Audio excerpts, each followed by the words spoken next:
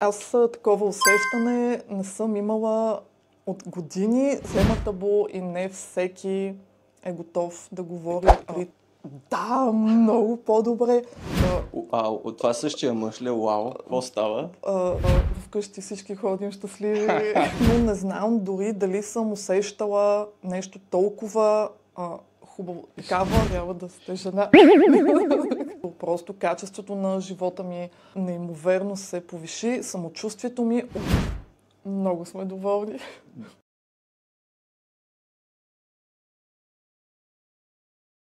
Искам да ви представя Калина, дългогодишна моя пациентка, смея да твърда и приятелка. И сега сме се събрали тук, за да поговорим малко за проблемите, които тя е имала, как успяхме да ги решим и да сподели своя опит в тази област. Може да се представиш, ако искаш, разкажи за ражданията, колко големи деца роди и след това какви проблеми започнаха да се случват. На 34 години съм. Имам 2 естествени раждания. Едното преди 7 години почти, другото почти 4. Големи сами бяха бебетата, двете над 4 кг. Естествени раждания, без усложнения. Ти ме навиваше да раждаш секция, обаче нямаше кой да ти се върже. Но, нали, така, вие навивахте за естествено, сега не съжалявам. След първото раждане смея да твърда, че нали, с моята физиология всичко беше наред. Даже много добре, нали, пак благодарение така на доктор Минчев, но след второто раждане нещата при мен не бяха добре, смея да твърдя така. Загубих чувствителност. Сексуална чувствителност. И... Как беше с либидото? Като се загуби сексуалната чувствителност, предполагам, че самото либидо намалява. Рязко надолу, от притеснение, от това, че знам дори, че удоволствието няма да е толкова голямо. Нали, аз много пъти питах партньора ми дали усеща някаква разлика. Човека дали ме излъга, дали не, каза, че не усеща, но нали, това, че той не усеща, не значи, че при мен нещата с чувствителността вътре с тъканта, нали, не е променена. Ражданията не бяха травматични, но все пак се родиха ни големи бебета. Не винаги големината на бебето и като цяло килограмите на бебето са меродавни и означават, че за да имат една жена след нормално раждане или след секцио, няма значение, такъв тип проблеми, не е основното големината и килограмите на бебето. То може да се случи при всяка една жена. Може дори да не е раждала, доколкото аз имах една приятелка преди години, тя сподели, че почти няма чувствителност, не беше раждала. Точно така. Да. Това също е, получава се един момент, в който освен сексуалната чувствителност, за която принципно пациентите не споделят на лекарите, доста от лекарите пък не се сещат да питат и някакси тази тема остава табу. Табу, да. Пък секса е изключително важен при млади хора, няма значение от възрастта в една връзка. И когато страда секса, тогава нещата не отиват на добре. Цялата връзка. Тогава понякога се получават и такива повтарящи се влагалищни инфекции, атрофия се получава на влагалището, болка по време на полов контакт и секса изчезва. Тя ме потърси по този повод и решихме да направим процедура с CO2 лазера. Какво представлява тази процедура? Тя е в рамките на някъде около между 5 и 10 минути. Вкарва се един вагинален накрайник. Този вагинален накрайник прави едни микроскопични дупчици в лигавицата на влагалището. Аз абсолютно тук мога да се намеся, да кажа, че няма абсолютно никаква болка, дори почти никакво усещане, че чак така човек да си каже случва ли се въобще нещо, защото нали, наистина няма болка, няма парене, много леко усещане на моменти само.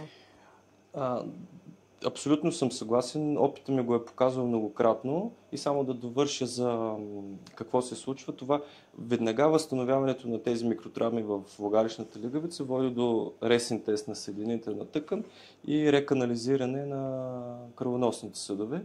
Това от своя страна води до приток на кислород и на противовъзпалителни фактори, които, освен стягането в влагалището и повдигането в случая на предна влагалищна стена и на пикочния михур, води до по-богато кръвоснабдяване и намалява чистотата на тези повтарящи се влагалищни инфекции.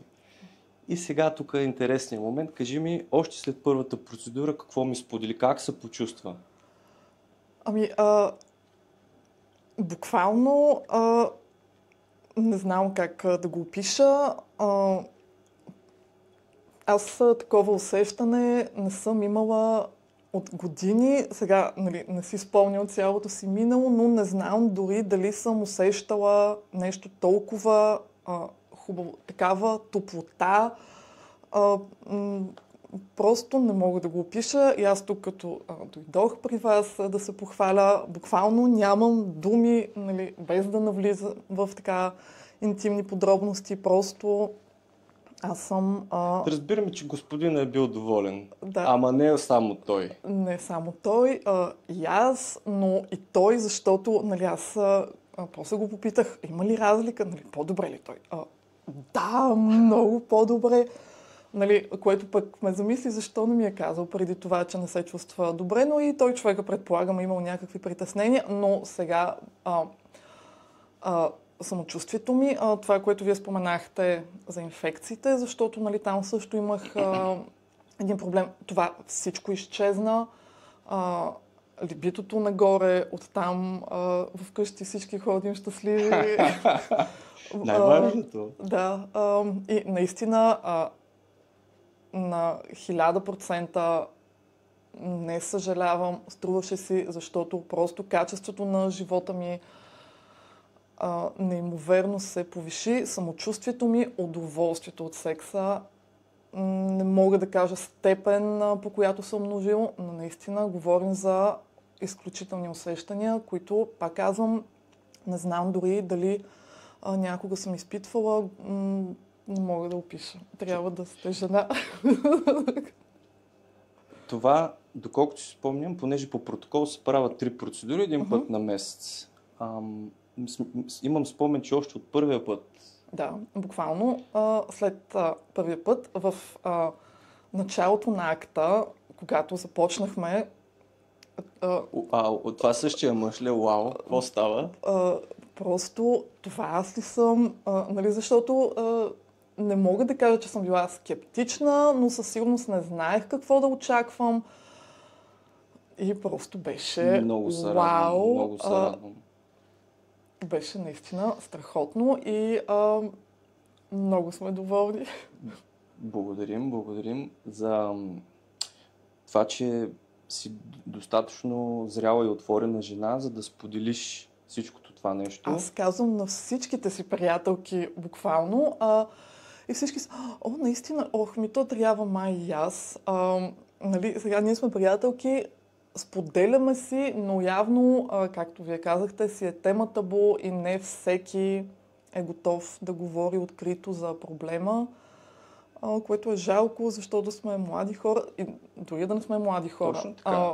Медицина развита, предлага се решение, аз наистина потвърждавам изключителен ефект. Лазера е подходящ както при жени, както говорихме, които не са раждали, при жени, които са раждали с цезарово сечение, при жени в климактериум, при жени в менопауза, при жени, които имат повтарящи се влагалищни инфекции, при жени, които имат стрес и инконтиненция, т.е. изпускане на урина при физически натоварване, дори понякога и при елементарни физически състояния.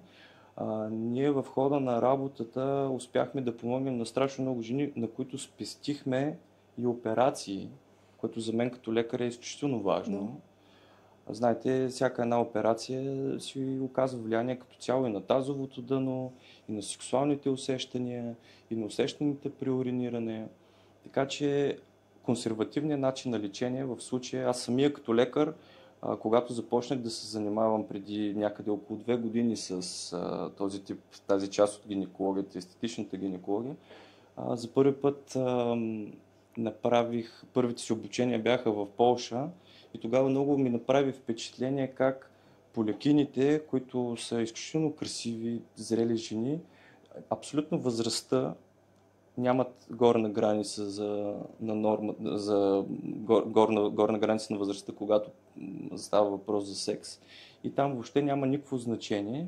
И като цяло този лазер може да помогне на огромен спектър от жени. Съгласна съм. Точно така. Единствените условия, които трябва да се покрият, когато се прави тази манипулация, ние ги говорихме в началото, трябва да има отрицателна за инфекции микробиология и цитона маска в рамките на нормалната група. Това са единствените условия. Добре, да благодарим за наистина, че сподели цялото това нещо. Аз искам да ви благодаря. 100 пъти ви благодарих лично. От името на партньора ми, от мое име, нали, защото просто това напълно ми преобърна живота и мога да заявя самочувствие, тонус, либидо, всичко на 6. Чудесно, чудесно. Много се радваме.